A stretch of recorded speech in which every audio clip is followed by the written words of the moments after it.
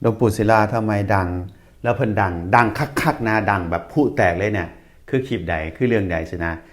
จริงๆแล้วหลวงปู่เนี่ยนะครับบ่ว่าจะเป็นตะกุดข้อหมาหรือว่าเป็นแบบที่เพิ่นเดินทางแล้วรถพ่วงมาเนาะแต่ที่ดังผู้แตกอีหลีเนี่ยอาจารย์ว่า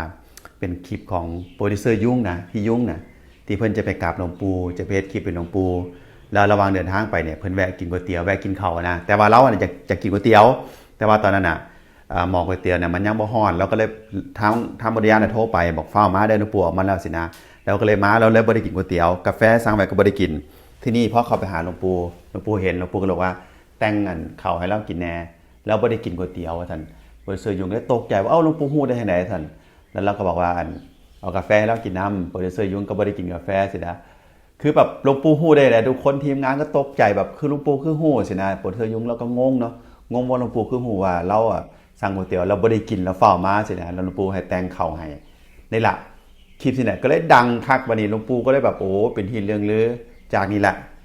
พี่ยงนี่แหละอาจารย์ว่านี่แหละเป็นที่แบบผู้แตกแบบพุ่งแบบสุดๆเลยผู้ใดที่ตามหลวงปู่อยู่ก็สาธุบารมีหลวงปู่เนาะสาธุครับหลวงปู่บารมีครับ